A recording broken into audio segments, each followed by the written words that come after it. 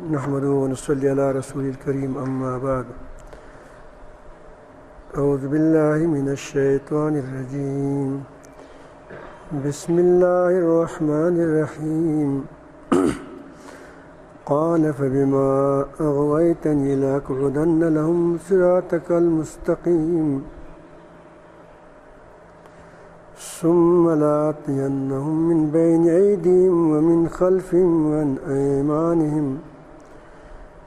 وعن أيمانهم وعن شمائلهم ولا تجدوا أكثرهم شاكرين وقال تبارك وتعالى في مقام آخر ما يفعل الله بعذابكم إن شكرتم وآمنتم وكان الله شاكرا عليما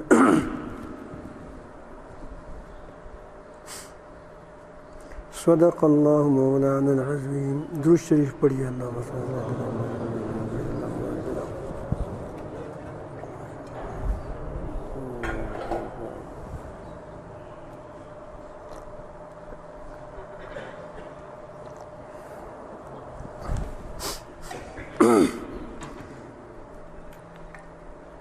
جس انسان کے اندر شکر کا جذبہ نہ ہو وہ دین پر ایک قدم بھی نہیں چل سکتا. دین پر چلنے کے لیے، راہ مستقیم پر چلنے کے لیے شکر کا جذبہ کا ہونا انتہائی ضروری ہے. اس کے بغیر آدمی چل نہیں سکتا. اس کے اندر تیل ہی نہیں ہوتا جس پر وہ چل سکے. اور اسی جذبہ شکر کی فقدان کی وجہ سے، نہ ہونے کی وجہ سے انسان پر قسم قسم کے عذاب آتے ہیں، تکلیفات آتے ہیں، مشکلات آتے ہیں، مصائب آتے ہیں. اس کی وجہ نہ شکری ہوتی ہے. آپ نے دیکھا ہوگا جو لوگ ماں باپ کے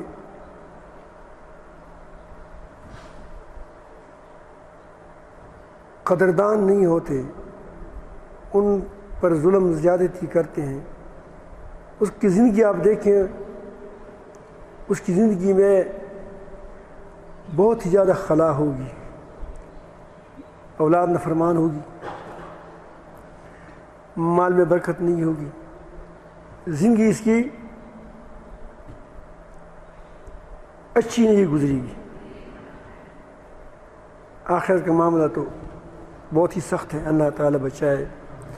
اس کی وجہ یہ کہ اس نے اپنی جان کی قدر نہیں کی. جن راستوں سے یہ جان آئی ہے، جن راستوں سے یہ جان آئی ہے، اس کی قدر نہیں کی، اس راستے کی قدر نہیں کی. تو ظاہر ہے کہ جب جو خود اپنی جان کی قدر نہیں کرتا تو اللہ تعالیٰ جل جلالہ اس کو حوالے کرتے ہیں، شیطان کے حوالے ہو جاتا ہے. شیطان کو جب اللہ تعالیٰ جل جلالہ نے انسان آدم علیہ السلام کو سجدہ نہیں کیا، سلامی نہیں دی، راندِ درگاہ کر دیا، اپنی در سے، اپنی رحمت سے نکال دیا، رحمت سے دور فرمایا، لعنت کی اس پر، تو اس نے مہلت مانگی کہ مجھے کچھ مہلت دیجیے کہ تاکہ میں قیامت تک. وہ اس بات کو جانتا تھا کہ اللہ رب العالمین حلیم ہے. وہ ہماری طرح انسانوں کی طرح غصہ نہیں کرتا کہ جب غصہ ہو پھر غصہ ایک پر ہوتا ہے مارتا دوسری پہ ہے. بڑے پشتو کے ہوتے ہیں بکور کی غصے ہو پکڑ کی گرگواری نہ کھوڑا لے. گھر میں غصہ تھا، جنگل کا ایک میوہ ہے اس کو گرگرے کہتے ہیں ہمارے یہاں، وہ نہیں کہتا تھا. گھر میں خفا گھر میں تھا، غصہ گھر میں ہو گیا تھا. تو ہم جب کسی کی غصہ ہوتے ہیں دوسرا ہمیں پکڑ لیتا ہے، دوست ہوتا ہے، باپ ہوتے ہیں، چھوڑ دو اس کو بھی ایک کوہنی مار دیتے ہیں. تو اس کو معلوم تھا کہ اللہ رب العالمین جل جلالہ حلیم ذات ہے. اس کی ایسا نہیں ہے کہ مجھے رحمت سے دور کیا تو ہماری سوال بھی قبول نہیں کرے گا. تو سوال کیا کہ مجھے کچھ وقت دیجیے. اس نے کہا کہ تم کو مہلت ہے. کرو. اب مہلت کی بات اس نے قسم کھائی. اس میں آپ کو میں شکر کے بارے میں متعلق کی بات عرض کرنا چاہتا ہوں. اس نے کہا کہ جیسا تو نے مجھے گمراہ کیا ہے، ظاہر ہے کہ انسان کو سجدہ نہیں کیا تھا، انسان کو سلامی نہیں دی تھی، انسان کے خلاف کھڑا ہوا تھا وہ. تو اب اسی انسان کے لیے میں کیا کروں گا؟ لَقَعُودَنَّ لَهُمُ الصِّرَاطَ الْمُسْتَقِيمَ، میں ضرور ان کی سیدھی راہ میں بیٹھ جاؤں گا، طاق میں بیٹھ جاؤں گا. اب میں دیکھتا ہوں کہ سیدھی راہ پر کوئی آئے نہیں، تو میں اس پر پھر میں ان کی آگے کی طرف سے آؤں گا، پیچھے کی طرف آؤں گا، اور دائیں کی طرف آؤں گا، بائیں کی طرف آؤں گا. اب نتیجہ کیا ہوگا؟ نتیجہ تو یہ ہونا چاہیے کہ لا تجدو اکثرہم علی صراطک المستقیم، یہ ہونا چاہیے. لیکن شیطان نے اس نتیجہ بتایا کہ لا تجدو، یعنی اس اپنی محنت کا، اپنی کوشش کی، اپنی وہ باغ دوڑ کی، انسان کی گمراہی پر لگانے کے لیے جو اسے دوڑ کی، تو اس دوڑ میں وہ کہتے ہیں کہ لا تجدو اکثرہم شاکرین، تو اکثر کو ان میں سے شکر گزار نہیں پاؤ گے. یعنی میں اس سے وہ جذبہ ہی نکال دوں گا جو تمہاری سیدھی راستے پر چل سکتا ہے. آدمی سیدھی راستے پر چلنے کے لیے جو قوت درکار ہے وہ اس کے اندر نہیں رہے گی. میں کوشش کروں گا. مجھے ایک لطیفہ آیا، تھوڑا سا گرمی تو نہیں لگتی، گرمی ٹھیک. ایک بادشاہ نے کہا کسی کو کہ اپنے وزیر کو کہا کہ جاؤ، سنا ہے کہ سونار بڑے گپلے کرتے ہیں، سونا نہیں دیتے بلکہ اس میں آدم ملاتے ہیں، کوئی شاید کسی لگایا ہوگا. تو اس نے سفید کپڑوں میں یعنی اپنی وردی اتار کر کے، یعنی جو حکومت کی جو لباس تھا وہ اس کو اتارا. ایک سونار کے پاس بیٹھا، تم کتنے اس میں ملاتے ہو، اس میں سونے میں جب زیور تم کو سونا دیتا ہے کتنا اپنے ایک ساتھ رکھتے ہو، کتنا اس میں لگا دیتے ہو؟ کہا کہ سچ بولوں گا کہ سچ بولے. کہو کہ تولے میں ماشا، تولے میں ماشا. کسی نے کہا کہ تولے میں 2 ماشے، کسی نے کہا کہ تولے میں 3 ماشے، کسی نے کہا کہ آدھا. ایک آدمی نے کہا کہ میں جتنا سونا مجھے مل جائے میں پورا کا پورا اپنے ساتھ رکھتا ہوں. اس کو بڑی حیرانی ہو گئی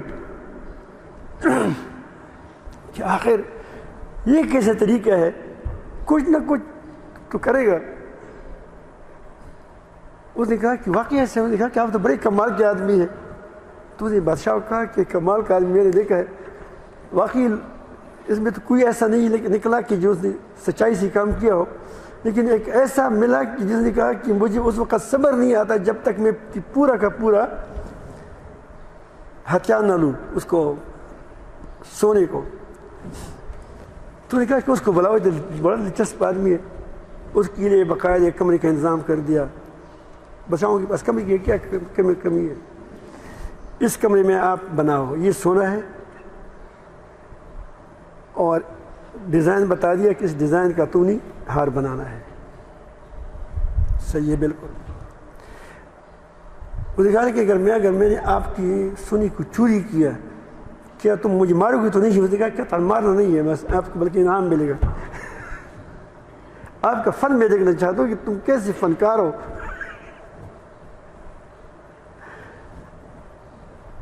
تو اس کے لیے اپنا لباس تھا، اپنی گھاٹ تھی، وہ جاتا تھا، وہ اپنی کمرے میں بنا کر سونا وہاں پڑا تھا، اس کے ساتھ سامان وہاں لایا تھا، اس کے ساتھ وہاں وہ اس کے لیے مجھے فلاں چیز لاؤ، فلاں چیز لاؤ، فلاں چیز لاؤ. وہ جو سامان ہوتے ہیں زگروں کا وہ لا کر، اور ساتھ ہی سونا دے دیا، اور یہ اتنا تاریں لگتی ہیں، فلاں چیز لگتی ہے، ساری چیزیں وہاں رکھتی.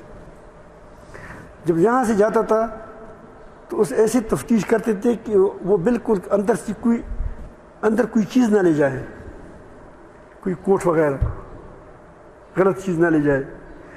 جب باہر آتا تھا تو پھر بھی اس کی تلاشی لی جاتی تھی پوری کہ کوئی اس میں کوئی چیز باہر نہ نکالے. ہار تیار ہوا, بڑا شاندار ہار تیار ہوا. اب وہ اس نے کہا کہ اس کو میں وہ لسی میں وہ دھونا چاہتا ہوں. تو وہاں عورتیں راستوں پر جاتی ہیں, نعرے لگاتی ہیں, جو بوڑھی بوڑھی عورتیں ہوتی ہیں کہ لسی لسی. تو نے کہا کہ لسی والی کو لاؤ. لسی والی کو لایا, اس میں ہار کو ڈال کر کے صاف کر کے بادشاہ کو بتایا کہ یہ ہار ہے, میں نے بنایا ہے. کہا کہ بڑا بہترین ہار بنایا ہے. اس نے کہا کہ اس میں سونا ایک رتی نہیں ہے.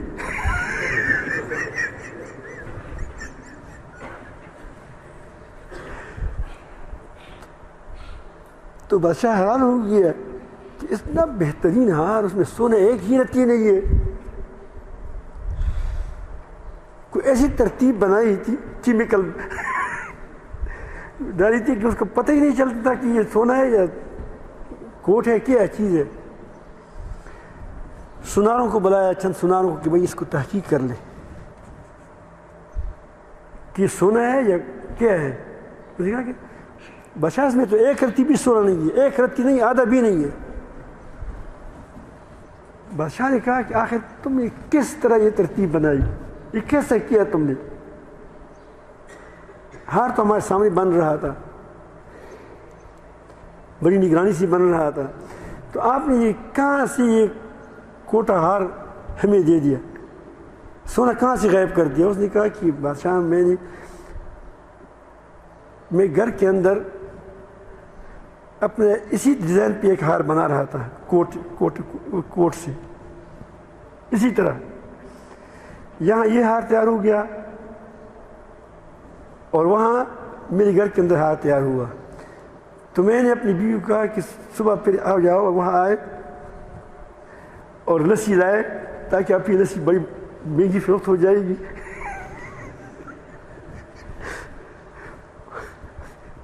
وہ ہار جو میں نے بنایا تھا گھر کے اندر, وہ اس لسی کے اندر ڈال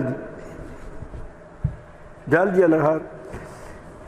اور جب میں نے وہاں سے نکالا, جو تمہارا ہار اس میں ڈال دیا اس میں لسی میں, تو میں نے اپنا ہار نکال کر تم کو دے دیا اور تمہارا ہار میرے گھر میں پڑا ہے. اسی کے چلا بستے وہ تمہارا ہو گیا. تو شیطان ہمیں ایسا دھوکہ دیتا ہے کہ ہم اسے وہ جذبہ ہی ختم کریں کہ تاکہ بچہ, وہ یہ نہیں کہتے کہ گناہ کرے کہ شاید پھر توبہ کرے گا, وہ کرے کہ اسے ایمان ہی ختم کیا جائے, اسے وہ جذبہ ہی ختم کیا جائے کہ وہ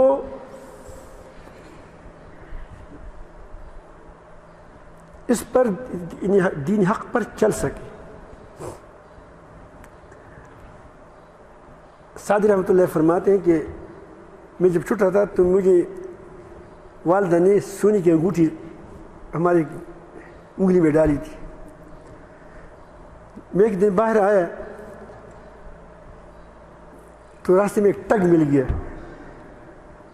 اس نے میری وہ انگلی میں جب انگوٹھی دیکھی, اس نے کہا کہ بیٹی ادھر آ جاؤ. میں اس کے پاس گیا, اس نے کہا کہ یہ گڑ چکو. اس کے ساتھ گڑ کی ڈلی تھی, اس کو چک لو.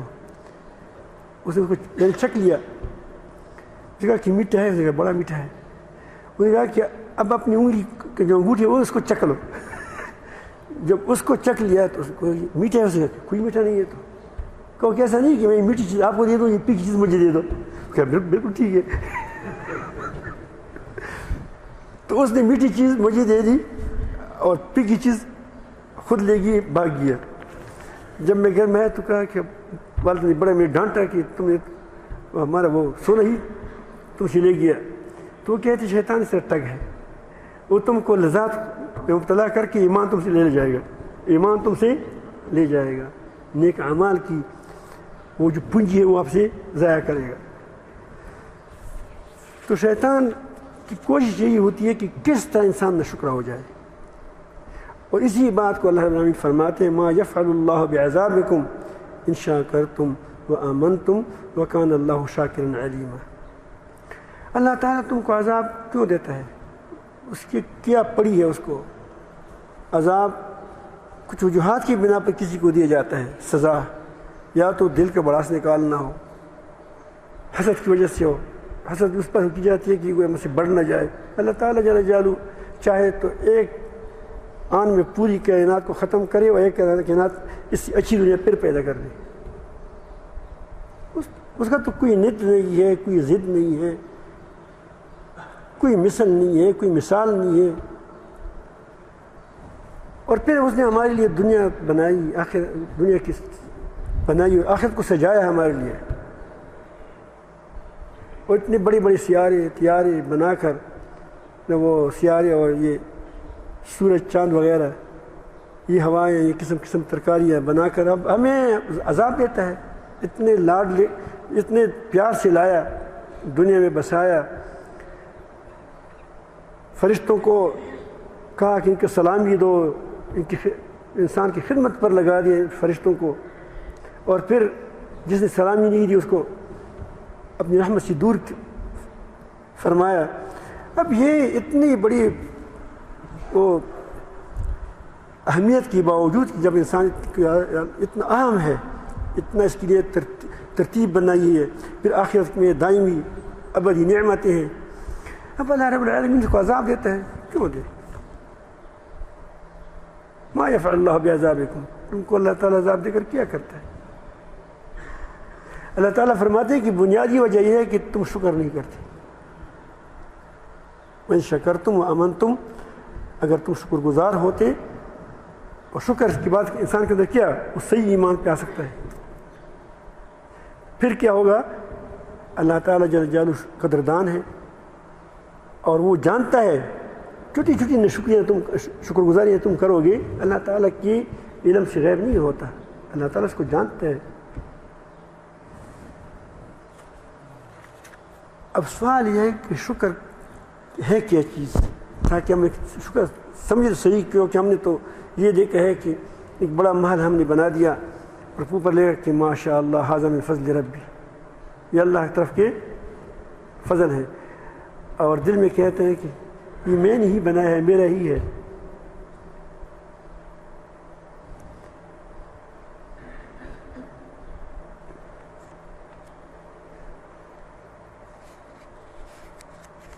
تو یہ شکر انسان اسی کہتے ہیں کہ انسان ہر نعمت کو جو اس کو مل رہی ہے وہ اپنے رب کی طرف سے جان لے، یقین کر لے کہ جو نعمت مجھے ملی ہے یا ملتی ہے، یا جو یہ اللہ تعالیٰ کی طرف ہی سے مجھے ملتی ہے، کوئی اس اور نہیں ہوتا۔ صرف راستے ہوتے ہیں، جس طرح آپ کو پتہ ہے کہ جب ٹنکی کے اندر پانی نہ ہو تو مجھے نل سے پانی نہیں ملے گا، کہ درمیان میں نل ایک واسطہ ہوتا ہے، لیکن اصل پانی کہاں سے آتی ہے؟ ٹنکی سے، ٹیوب ویل سے، چشمے سے، وہاں سے آتی ہے۔ اس طرح ہر نعمت رب العالمین سے طرف سے آتی ہے، اور اس نلوں اور نلکوں کے ذریعے، اسباب کے ذریعے کے پردوں میں ہمیں دکھائی دیتی ہے۔ اب جو آدمی اس حقیقت کو پالے، ایک تو ایک کہ ہم زبان سے کہتے ہیں نہیں، اس حقیقت کو پالے، پھر وہ کسی کے سامنے سر نہیں جھکا سکتا۔ آپ نے دیکھیں کبھی بھی قرآن مجید میں آپ کو توحید کا نام نہیں لائے گا، ہے کوئی شرک کی نفی تو ہے، پورے قرآن مجید کو دیکھو، اس میں آپ کو توحید کا نام نہیں آئے گا کہ توحید پر قائم رہو، کہ شرک نہ کرو، وَاعْبُدُوا اللَّهَ وَلَا تُشْرِكُوا بِهِ شَيْئًا۔ یہی شکر جو انسان کی شکر کا جذبہ ہے، یہ اس سے کیا پیدا ہوتا ہے؟ یہ شکر جو انسان شکر گزاری کرتا ہے، یہ عملی توحید ہے۔ یہ کیا ہے؟ عملی توحید ہے۔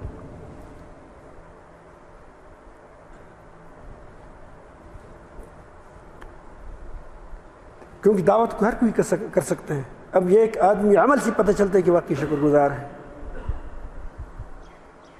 ابھی اس دن مجھے کسی نے ایک مدرسے کے بارے میں ہماری پہچاننے والے ہیں وہ تعریف کی اس کی محترم صاحب کی، یہ کرتا ہے وہ کرتے ہیں، استاد کی قدر کرتا ہے.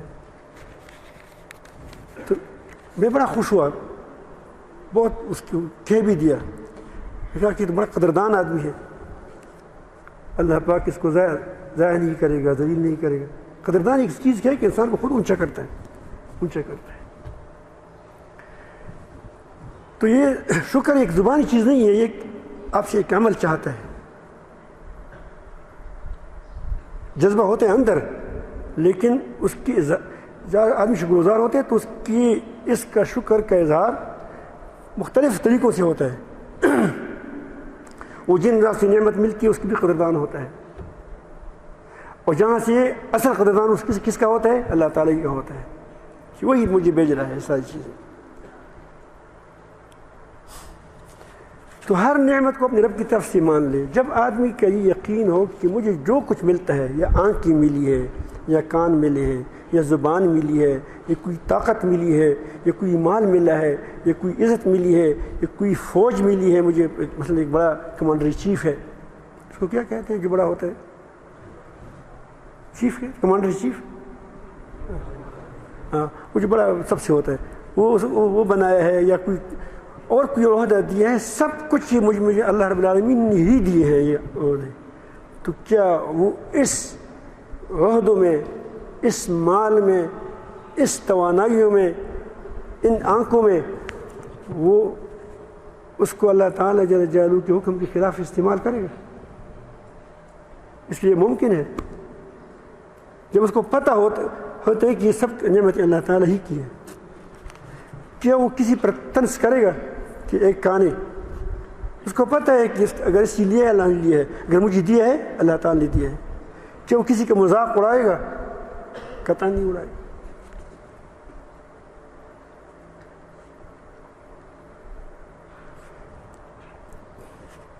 اب یہ بات کیسے حاصل ہو جائے گی؟ یہ کہ انسان ہر نعمت کو دیکھ لے اللہ کی طرف سے. یہ کیسے ملے گی؟ اس کے لیے دل کو ماننا ہوگا، دل کو صاف کرنا ہوگا کہ تمہارا دل اندھاپن کا شکار نہ ہو، اور دل دنیا پرستی سے اندھا ہو جاتا ہے. اس کے ایک ہی پردہ ہے، یہ دنیا پرستی، اسباب کے پردے.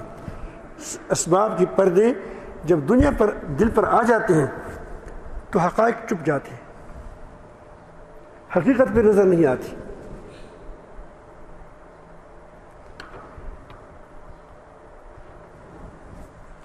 آپ نے دیکھا ہوگا، میں نے کل بھی عرض کیا تھا کہ جب آدمی پر مشکل حالات آتے ہیں، جب بالکل ہر طرف سے مایوس ہوتا ہے، اس وقت اس کی توجہ کیوں اللہ کی طرف لگتی ہے؟ اس کی وجہ یہ ہوتی ہے کہ اس وقت یہ اسباب سے مایوس ہو جاتا ہے. کہ جب اسباب سے انسان مایوس ہو جاتے ہیں تو دل کے پردے ہٹ جاتے ہیں، پھر وہ اپنے رب کو دیکھ لیتا ہے. اللہ تعالیٰ جل جلالہ فرماتے ہیں قل من ینجیکم من ظلمات البر، مشرکین کے بارے میں کہتے ہیں، تو ان مشرکین سے کہہ دیجئے وہ کون سی ذات ہے کہ تم کو نجات دیتا ہے، تم کو بچاتا ہے خشکی اور تری کی مصائب سے، مشکلات سے، طریقوں سے. وہ کون ذات ہے؟ تدعونہ، جب تم ایسے حال میں جب تم اس کو پکارتے ہو، تضرعاً، اعلانیتاً، وخفیہ، اور چپ کے. اور جب آدمی پر تکلیف آتی ہے تو پھر کبھی اس مسجد کے اس کونے میں ہوتا ہے، کبھی اس کونے میں ہوتا ہے، کبھی گڑگڑاتا ہے، کبھی چپ کے کہتے ہیں. ہر حال میں اللہ کو پکارتے ہو، اور تمہاری دل کی صدا اس وقت کیا ہوتی ہے؟ لئن انجانا من هذه لنكونن من الشاکرین.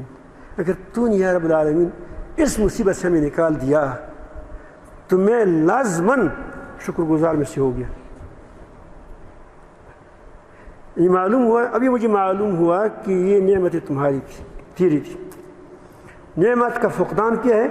نعمت کا چلی جانا یہ سزا ہے، یہ عذاب ہے. یہ تکلیف میں اس لیے پھنس گئے کہ وہ نعمت چلی گئی. امن ایک نعمت تھی، ہم پھنس گئے. امن نعمت ہے. تو اس نعمت کی وجہ سے یہ نعمت ہم سے چلی گئی. اگر ہمیں اس مشکل سے ہم نکل گئے تو بس ہم ہر نعمت کو تیرے سے جان لیں گے.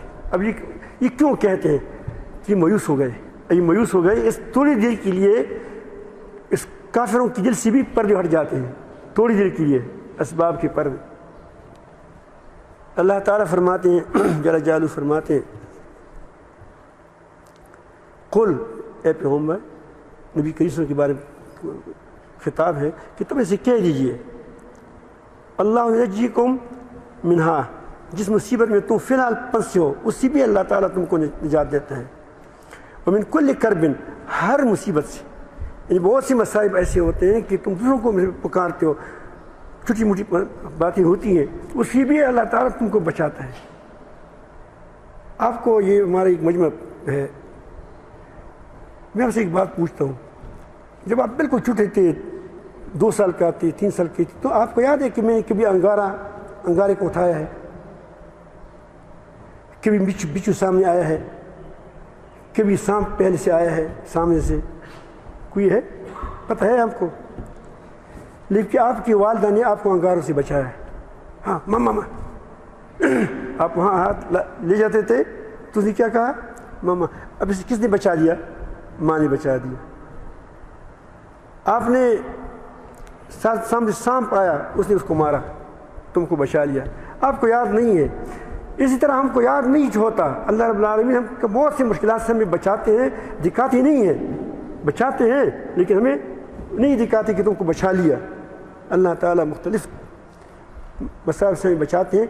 ایک آدھا ایسا ہوتا ہے کہ جب ایسی پھنس جاتے ہیں کہ کبھی کوئی کام نہیں ہوتا، جب بہت زیادہ گڑگڑا جاتے ہیں تب اللہ تعالیٰ ہمارا کام کر لیتے ہیں. ورنہ ویسے بھی بہت سی روزانہ ہمیں اللہ تعالیٰ مشکلات سے بچاتے ہیں. تو اللہ تعالیٰ فرماتے ہیں کہ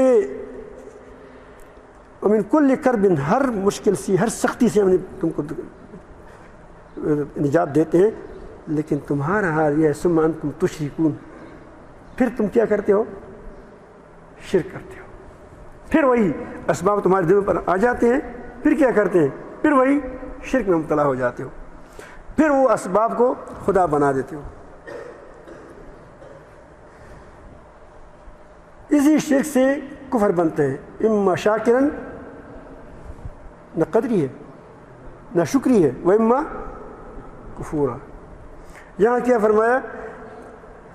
اس نے سوال کہ ہم نہ شکری نہیں کریں گے. پھر اللہ تعالیٰ فرماتے ہیں کہ نہیں، تم پھر کرتے ہو. پھر کیا کرتے ہو؟ پھر شرک کرتے ہو. شکری کیا ہے؟ یا شرک کے مقابلے میں لایا. تو اس کی طریقہ یہ وجہ یہ ہے کہ انسان کا دل ہو جائے، روشن ہو جائے، دل صاف ہو جائے، دل پاک ہو جائے. اسی بات کو اللہ تعالیٰ فرماتے ہیں یوم لا ينفع مال ولا بنون، قیامت کے دن، اور بڑا سخت دن ہے. اسے وہاں مال، اولاد اور یہ کام نہیں آئے گا. دراصل قبائلی علاقوں میں جس کے زیادہ بیٹے ہوں، بھائی ہو، وہ خان ہوتے ہیں. وہ کیا ہوتے ہیں؟ ملک ہوتے ہیں. وہ چودھری ہوتے ہیں. ہر علاقے کا اپنا قسم ترتیب ہے. کیونکہ یہاں قبائل میں تو عام طور پر حکومت تو نہیں ہوتی. قبائل کا تقریباً یہی طریقہ ہوتا ہے. وہاں جب بیٹے ہوتے ہیں، بچے ہوتے ہیں، کھمبا ہوتا ہے، وہ ملک ہوتا ہے. وہ کہتے ہیں کہ اس کے پاس اس کی ادھر تو پکزن زیادہ تھی دوسری تو اس سے ہوتا ہے تو پکزن کا اس کے پاس بندوق والے بہت زیادہ ہے، بندوق والے. اور حکومتوں کے پاس فوجی ہوتی ہیں، حکومتوں کے ساتھ فوجی ہوتی ہے. تو وہاں ایک چیزیں کام نہیں آئیں گی، نہ مال کام آئے گا. وہاں ایک چیز کام آئے گی، الا من اتى اللہ بقلب سلیم، مگر وہ شخص جس نے اپنے رب کے پاس درست دل لے گیا. اور درست دل کیا ہوتا ہے؟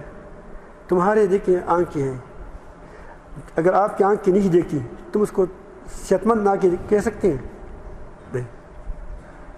اگر وہ تمہارے کان بہرے ہیں تو کیا تم اس کو صحت مند کان کہہ سکتے ہیں؟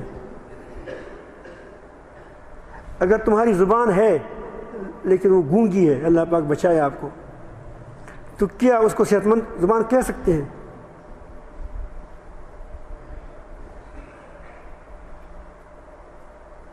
تو جب انسان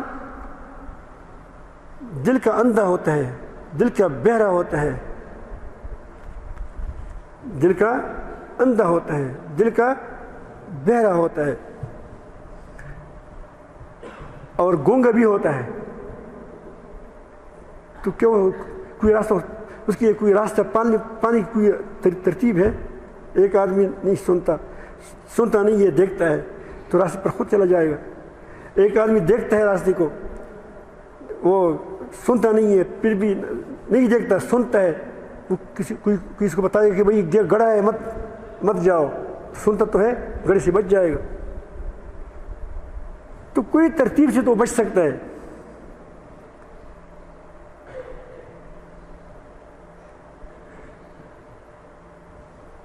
لیکن جب انسان کے دل بھی اندھا ہو جائے، اس کے اندر سننے کی قوت بھی نہ رہے، یعنی حق کو قبول نہیں کرتا، حق کو قبول ہی نہیں کرتا، اور حق کے لیے تلاش بھی نہیں کرتا کہ زبان سے کوئی میں کیا کروں، کہیں تلاش بھی کروں حق کو، تو اس کو کیسے وہ راہ پائے گا؟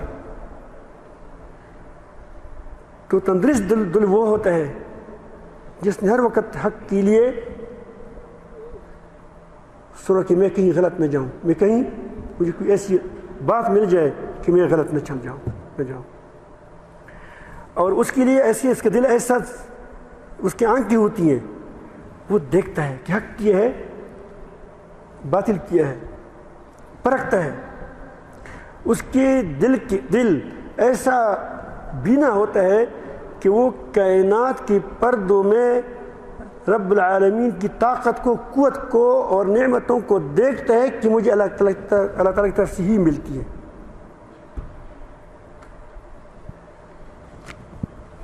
میں آپ کا ایک واقعہ تو بہت لمبا ہے، لیکن اس کا ایک مختصر سا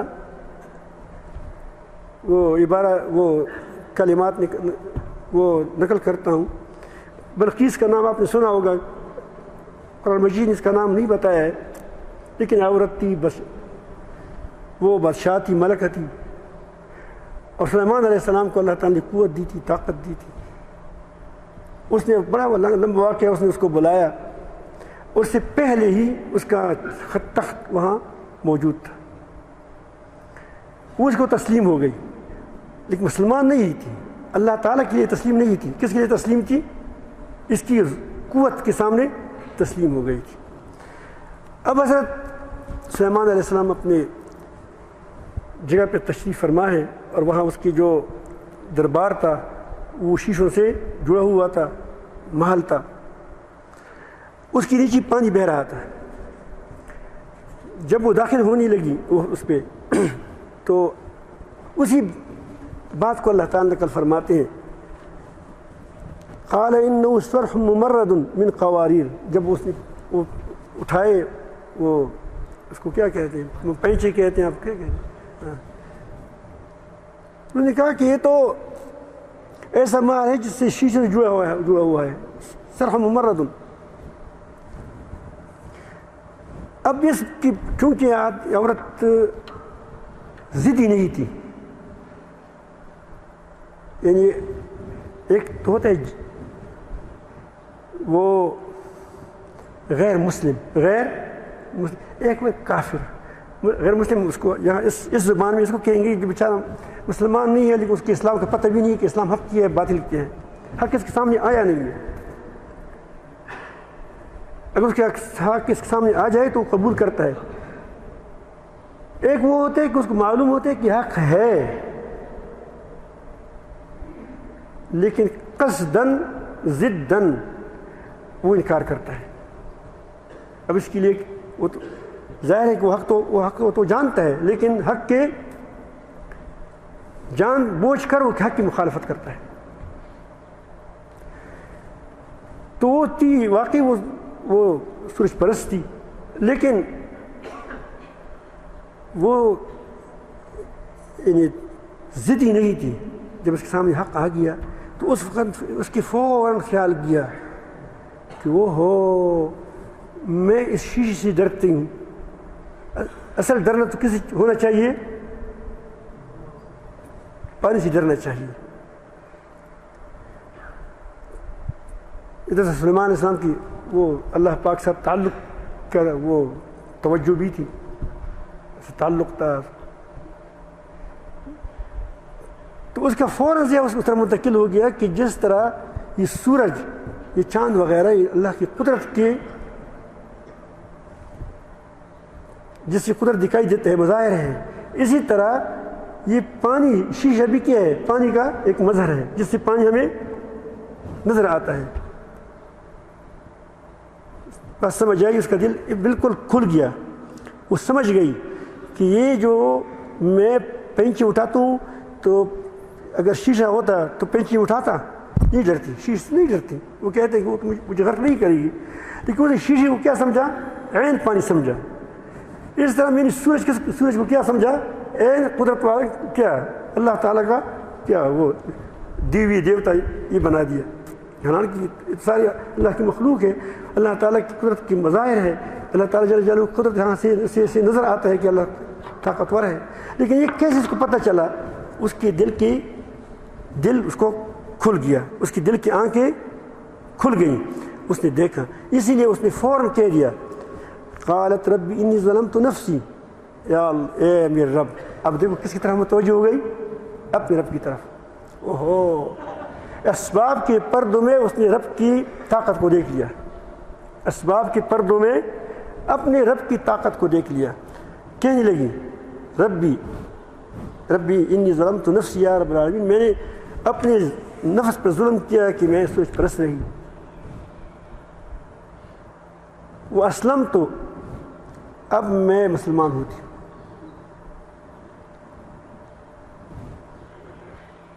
فرمانبردار بنتی ہوں. مع سلیمان, پہلے سلیمان کے لیے تھا, اب کیا تھا؟ مع سلیمان, سلیمان کے ساتھ. کس کے لیے؟ للہ رب العالمین, رب العالمین کے لیے. یہ کہاں سے سیکھ لیا؟ کہ اس کی دل دیکھنے والا بن گیا. اس کی دل نے دیکھا, صحبت کے اثر تھا, ضدی نہیں تھی. اس کے پہلے جو قصہ ہے ایسی معلوم ہوتا ہے کہ ضدی نہیں ہے, یہ ضدی عورت نہیں ہے, حق کو ڈھونڈنے والی ہے. تو بہرحال میں عرض کر رہا تھا کہ اسی طرح انسان کو اللہ رب العالمین جل جلالہ نے دل دیا ہے, وہ فطرتاً بینا ہے, لیکن ہماری دنیا پرستی, ہماری ماحول اس کو نبینا کرتا ہے. تو گویا انسان کے ہمارے پاس ایک سر کی آنکھیں ہیں, ایک دل کی آنکھیں ہیں. سر کی آنکھوں کا کام یہ ہے کہ وہ صرف ظاہری چیزوں کو دیکھے اور ظاہری چیزوں سے نتائج نکال دے. چاند پر چڑھ گیا, جہاز بنا دیا, یہ ساری ظاہری آنکھوں کا کمال ہے. دماغ کچھ چیزیں آتی ہیں, ہاتھ پاؤں سے ہم چیزیں علم حاصل کرتے ہیں, پھر اسی کیا کرتے ہیں؟ اسی نتائج نکالتے ہیں. یہ ایک سر کی آنکھوں کا کمال ہے کہ محسوسات سے ہم علم حاصل کرتے ہیں, نتائج حاصل کرتے ہیں.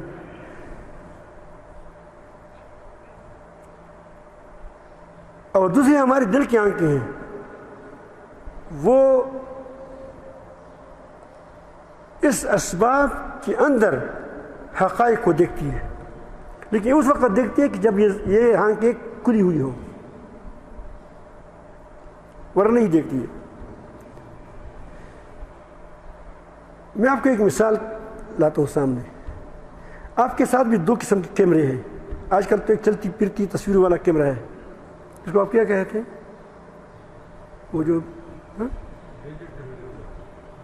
موبائل تو یہ ہے, وہ جس میں نظر آتا ہے وہ کیا ہوتا ہے, اس کو کیا کہتے ہیں؟ ویڈیو, ویڈیو کہتے ہیں. ہاں, ویڈیو کوئی چیز ایسی ہے, یہ مولانا نے ٹھیک فرمایا, اس کو یہ نام بھی اس میں کبھی کبھی ہوتا ہے, لیکن تقریباً ایک ہی چیز ہے غالباً. یہ ساری چیزیں نام مختلف ہیں. اس میں جو تصویریں چلتی پھر تصویریں نظر آتی ہیں. اب آپ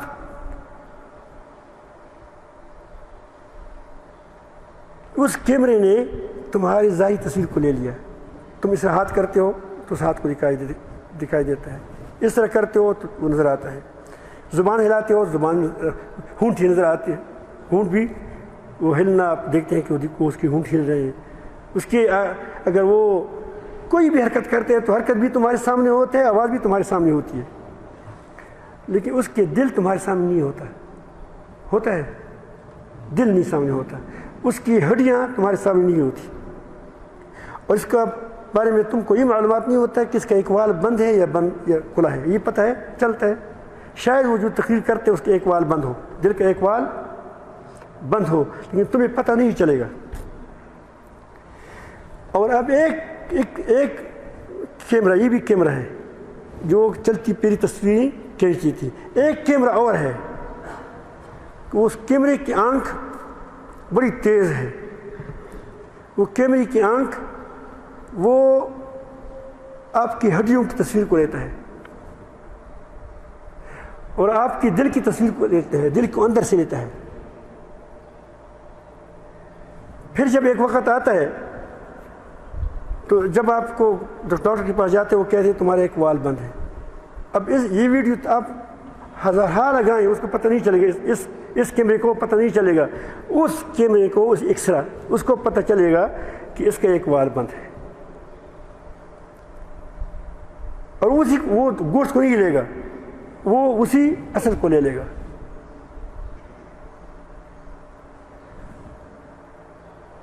ایک بار ہمارے مولانا فضل حکیم صاحب کی بیٹا کے ہاتھ ٹوٹ گیا, ٹائم بھی زیادہ گزر گیا, لیکن چونکہ مثلا میں کہتا ہوں کہ آدمی ہم شکر گزار بن جائیں, واقعی صحیح معنوں میں کہ ہماری کام بن جائیں ہماری, انشاءاللہ پھر آپ کی مشکلات ہی نہیں ہوں گی. اللہ ایک طرف درجات کی کوئی مصیبت آ جائے بلکہ اللہ پاک آپ کو اٹھاتا رہے گا.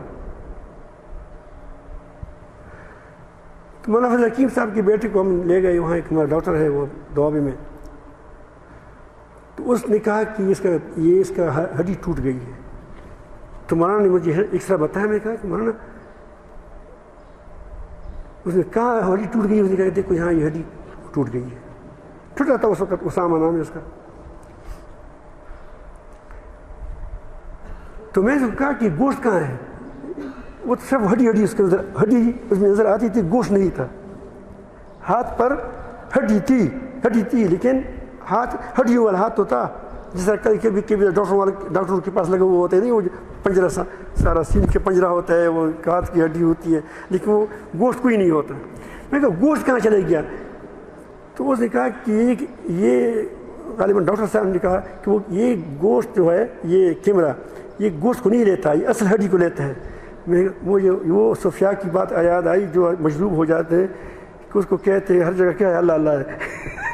اس کو کائنات میں اسباب نظر نہیں آتے, اسباب کے پردے میں اللہ تعالیٰ کی قوت نظر آتی ہے. وہ کہتے ہیں کہ اللہ ہی قوت والا کون ہے؟ اللہ تعالیٰ کوئی اور ہے ہی نہیں, کیونکہ اس کے جو دل کا آنکھ ہے وہ چیزوں سے اتنا غافل ہوتا ہے کہ اس کو دیکھ ہی نہیں سکتا, سب کچھ اپنے رب کی طرف منسوب کرتا ہے. میری بات سمجھ گئے؟ تو اسی طرح جب انسان کی دل کی آنکھ کی کلی نہ ہو, آنکھ کی کلی ہو, خواہ وہ چاند پر چلا جائے یا مریخ پر چلا جائے یا بہت بڑا کمال کرے, دنیا کو چیزوں کو اوپر کرے, یہ اس کی ظاہری آنکھیں ہیں, باطنی آنکھیں نہیں ہیں. باطنی آنکھوں والا وہ ہوتا ہے, دل کے آنکھوں والا, دل تندرست والا وہ ہوتا ہے کہ وہ رب العالمین کی طاقت کو دیکھے, اس کائنات کی چلانے والے کو دیکھے, کون چلاتا ہے اس کو. اللہ تعالیٰ کی ذات نظر نہیں آتی, اللہ تعالیٰ کی صفات کو اس کائنات میں پالے. کتنا مہربان ہے, کتنا حکیم ذات ہے, کس قدر یہ عظیم ذات ہے. آپ دیکھتے ہیں توت کا ایک پتہ ہے, آدم علیہ السلام سے لے کر قیامت تک کی جتنی توت کی پتے پیدا ہوں گے, ایک پتا دوسری کے پتے کے مطابق برابر نہیں ہوگا. اس کی لکیریں جو ہوتی ہیں کیا ہوگی؟ مختلف ہوں گی. تو ایک آدمی اس بات کو جان لیتے, او ہو اللہ رب العالمین کے تو ہر کام نہیں ہے, ہر کام کیا ہے نہیں ہے. انسان آنکھوں, اگر ایک کالم انسان بنتا ایک کالم میں, تو اس کی کبھی دو آدمیوں کی آنکھ کیا انگوٹھوں کے جو وہ نشانی ہوتی ایک طرح ہوتی. کالم میں تو ایک ہی چیز آتی ہے, ایک قسم کی چیزیں آتی ہیں, تو کبھی بھی دو آدمیوں کے نشان ایک جیسی نہیں ملتی. معلوم ہوا کہ ہر آدمی کے لیے علیہ علیہ رکھا نیا نیا بناتے ہیں. تو رب العالمین جل جلالہ کی بڑائی سے وہ کیا وہ اس کے دل میں آ جاتی ہے، بشرطے کہ اس کے دل پہ آنکھیں کھلی ہو. اسی لیے اللہ تعالیٰ رب العالمین سے بات کھلی ہے، الا من اتی اللہ بقلب سلیم. جب انسان کا دل اس قدر اپنے رب کی طرح متوجہ ہوگا تو اس کا لین اللہ رب العالمین سے لگ جاتا ہے، تعلق اللہ رب العالمین سے ہو جاتا ہے. اس تعلق کی بنیاد پر اس کے اندر اللہ رب العالمین جل جلالہ کی صفات کی تجلی اس پر ہوتی ہے. انسان کے اندر کوئی چیز اللہ تعالیٰ منتقل نہیں ہوتی، اس کا اثر ہوتا ہے.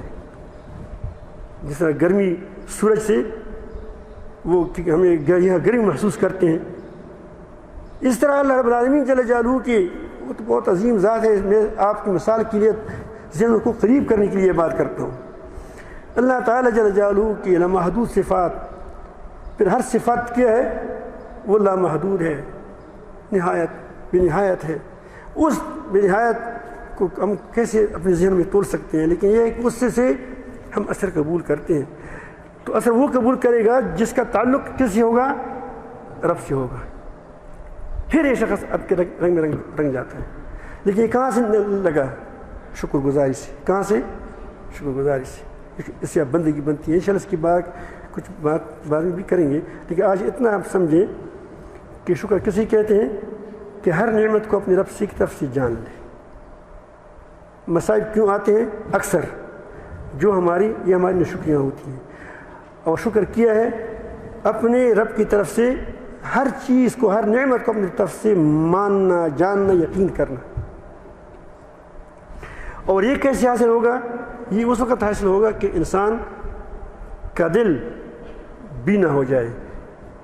بینا ہونا کوئی ایسی بڑا مشکل کام تو ہے، لیکن اس کے لیے کوئی ایسا ناممکن نہیں ہے، بلکہ اس کے لیے اللہ رب العالمین جل جلالہ نے ایسے اسباب تیار کیے ہیں کہ جلد ہی صاف ہو سکتا ہے. موت کو یاد کریں تو کیا ہو جائے گا؟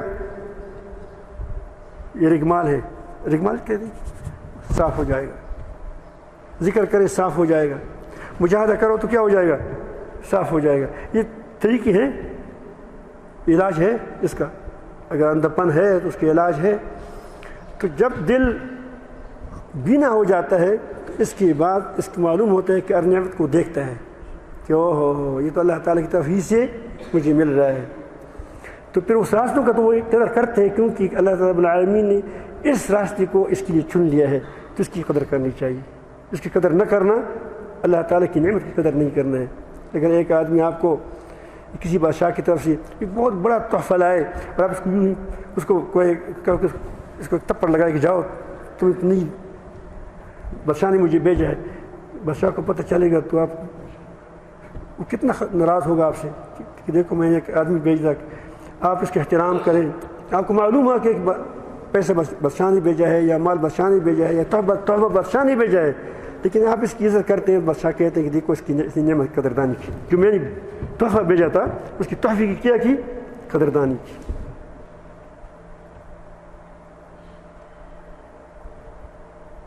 تو بہرحال میں نے آپ کی بات کی کہ جو شخص رب اسباب کے پردوں میں رب کی قوت کو، رب کی انعامات کو کہ اسے مل رہے ہیں اللہ کی طرف سے نہ دے گے تو اسباب کا بندہ ہوگا. اور جو آدمی اسباب کے پردوں کے اندر رب العالمین کی قوت کو دے کے، اس کی طاقت کو دے کے، اس کی قدرت کو دے کے، انعامات اس کو مل رہے ہیں، نعمتیں مل رہی ہیں، اس کو دے کے، تو وہ رب العالمین کا قدردان ہوگا، وہ شکر گزار ہوگا، اور وہ اللہ رب العالمین کی قدردان بھی ہوگا، اور جن اسباب کے ذریعے سے وہ آیا ہے اس کی قدردانی بھی کرے گا. لیکن ہر چیز کی قدردانی کا اپنا ایک درجہ ہوگا. اسباب کا درجہ اور ہوگا اور اللہ رب العالمین کا درجہ اور ہوگا. اللہ تعالیٰ کی عبادت ہوگی، اس سے مانگنا ہوگا، مشکل کشا ہے، وہ حاجت روا ہے، کیونکہ آپ کو پتہ ہے کہ وہ دے رہا ہے. تو آپ پھر غلام کو نہیں کہیں کہ بھئی تم کو بادشاہ نے بھیجا تھا تو اب مجھے دے دو. کہ بھی بادشاہ کسی کی نعمت تم کو ایک بار بھیجتا ہے تو تم دوبارہ پھر کس کو کرو گے؟ اس غلام کو کرو گے یا اس بادشاہ کو کرو گے؟ بادشاہ کو کرے گے. تو آپ کو معلوم ہوا کہ واقعی اب بادشاہ کو پتہ چلے گا کہ اس کو معلوم ہو گیا کہ یہ تحفہ میں نہیں بھیجا تھا. اگر پھر وہ غلام سے کہتے ہیں کہ بھائی اس کے پاؤں دباتے ہیں کہ خدا کے لیے مجھے دے دو تو معلوم ہوا کہ اس کو پتہ ہی نہیں ہے کہ کیا ہے, مجھے بادشاہ نے بھیجا ہے. فرق سمجھ گئی بات؟